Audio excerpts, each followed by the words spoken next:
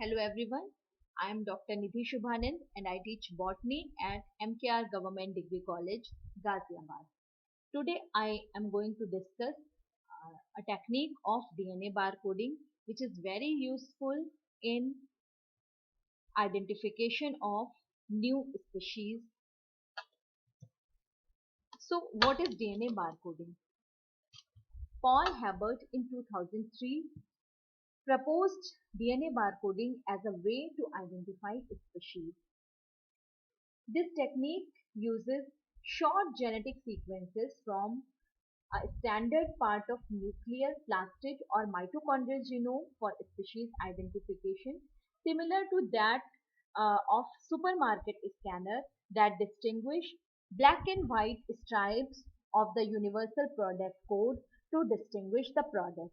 So here we can see we all are familiar with these black and white stripes that we use that we see on various products.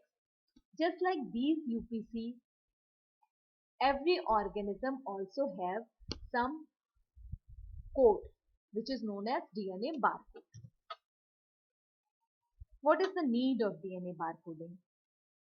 So the fact is that there are huge number of species that are still undiscovered. Around 8.7 million eukaryotic species is the estimated biodiversity. And of 8.7 million species, we only know about 1.2 million species, which is less than 15% of the total biodiversity.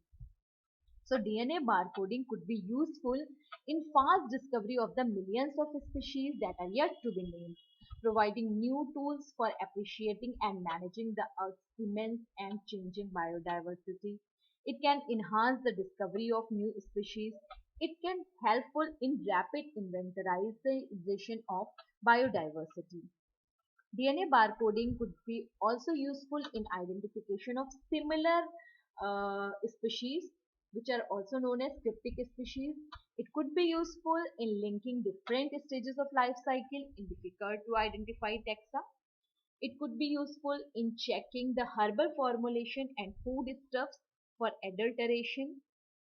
DNA barcoding is also useful in forensic investigation and illegal trades of endangered species. Here are some benefits of this technique. First benefit is that the biological specimen are identified using morphological features like shape, size, color or body part. In most of the cases, an experienced professional taxonomist is needed. And the problem arises if a specimen is damaged or in immature stage, then even a specialist may not be able to make identification. DNA barcoding solves these problems because even non-specialists can obtain barcode from tiny amount of tissues. This technique was so useful that global DNA barcoding was initially regarded it as a big science program or even as the renaissance of taxonomy. So the aim of DNA barcoding is to create a shared data base of DNA that could be useful for identification, classification, discrimination and discovery of new species. This process is rapid, accurate and automated. Now this slide shows how barcoding works. First of all, one need to collect a plant or animal sample. DNA is extracted from plant or animal tissue. Then a barcode is amplified using PCR technique and then sequencing. And the sequenced DNA is compared with plants or animals in a barcode database. While choosing a DNA barcode, we have to look for three criteria. First one is variability.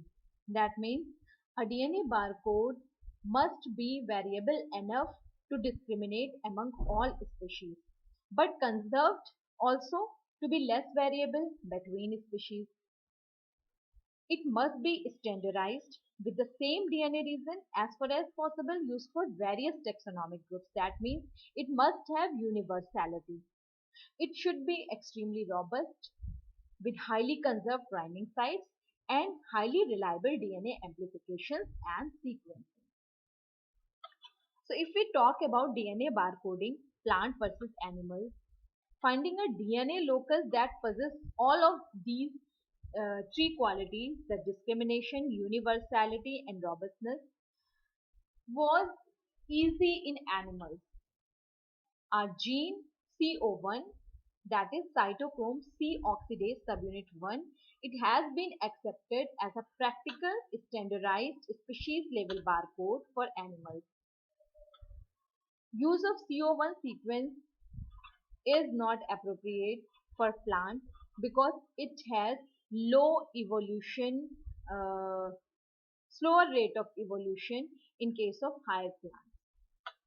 So the scientists have to look after and other options. In case of plants, there are many chloroplast genes like MATK, RBCL, tRNH, PSBA, RPOB, RPOC1, and internal transcribed spacer region of nuclear ribosomal DNA.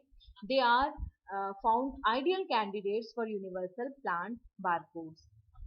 Even the complete chloroplast genome shows variation as the CO1 locus in animals, and it may be useful in plant barcoding.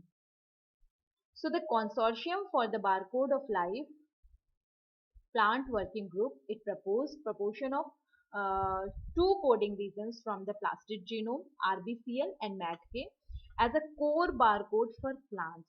And this core barcode could be supplemented with additional region if there is requirement. And if we conclude DNA barcoding as a technique, so like all the technology, whenever it comes, there is always a debate about its validity, its implication.